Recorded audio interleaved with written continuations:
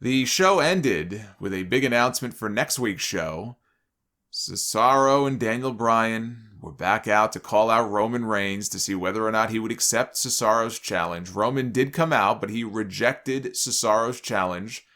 He said, "I'm the one who makes the challenges." And he issued one, instead, to Daniel Bryan.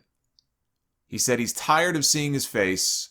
This Friday, Bryan gets one more shot at the Universal Championship. Bryan looked conflicted about it. Cesaro said, "You got to accept." Doing his best Bret Hart to Hulk Hogan at the end of WrestleMania 9. Reigns said there was one condition. When he beats Daniel Bryan, he doesn't want to see his face ever again. You vanish. You disappear from Smackdown. And I thought to myself, oh my God, he's sending Daniel Bryan to 205 Live. I can think of few fates worse than that. If he doesn't want to see him ever again, that'd be the best place to send him. Bryan accepted the challenge, and so this Friday on SmackDown, not only do we get Big E against Apollo Crews for the Intercontinental title, but Roman Reigns will defend the Universal Championship against Daniel Bryan, and if Bryan fails to win the title, he must leave SmackDown forever. They are loading up the show because it is running opposite the NFL draft. So if you're wondering why are they putting these big title matches on TV this week, there's your answer. Bryan has been very vocal about his contract being up soon. He hasn't said exactly when, only that it's relatively soon. I believe it may be sometime in the fall. And he said that he's trying to work out a deal, however unlikely it may be, where he can still wrestle for WWE, but also be allowed to wrestle matches outside of WWE. He said he's trying to weasel his way into such a deal right now. I cannot ever imagine WWE allowing him to work matches in Mexico or Japan or Ring of Honor while under contract with them, but hey, best of luck in trying. If it's a difference between having the man walk or keeping him under contract with my company, I would work something out with him. But that's just not how WWE operates. It's not WWE policy to allow that. You know, you allow that for one, how do you not allow that for others? How come Edge can't have that kind of deal? How come Seth Rollins can't have that kind of deal? This match on Friday reeks of an Edge run-in. We have not seen Edge since WrestleMania. I am sure that he holds Bryan responsible for ruining his dream of becoming champion. Edge cost Daniel Bryan the match on Friday, and he sends him packing. But not out of the company. He goes to Monday Night Raw. And hell, maybe he could even work some matches on NXT. Right? Finn Balor did it. If Bryan wants to, then why not?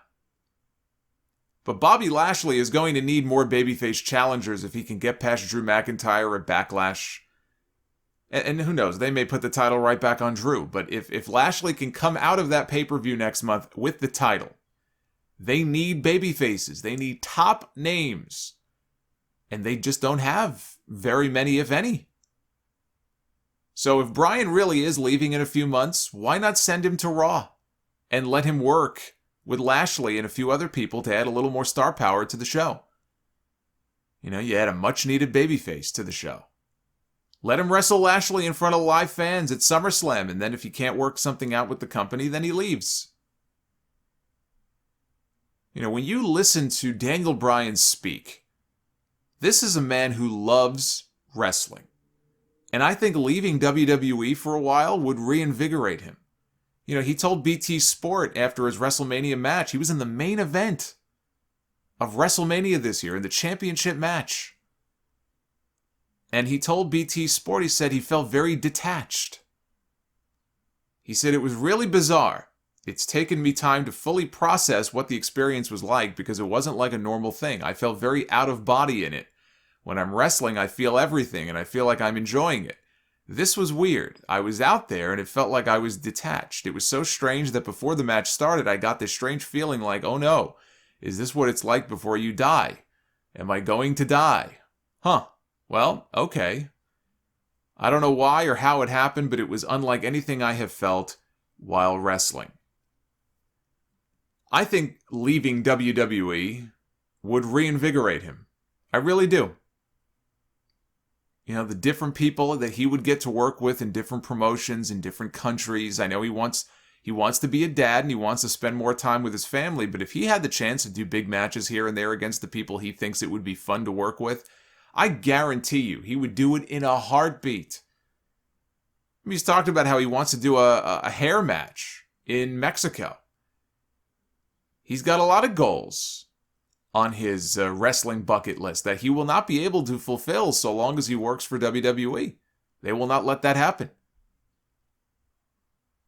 And then my mind begins to wander as I think back to the idea that I pitched last week of CM Punk and Samoa Joe maybe in a few months down the road coming together to work a match against each other at maybe this big independent event like a pay-per-view or an iPay-per-view they can build up, like an all-in type of thing. Now you throw in a free agent Bryan Danielson into the mix. Punk, Joe, and Bryan could very well find themselves all free agents at the same time in a matter of months if Bryan leaves.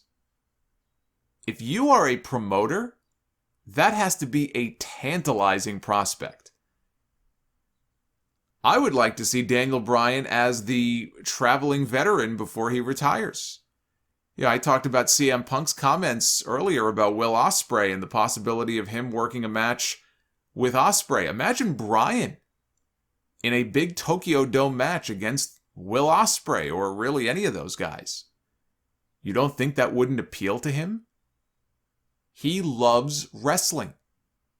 I don't care how detached he felt at WrestleMania.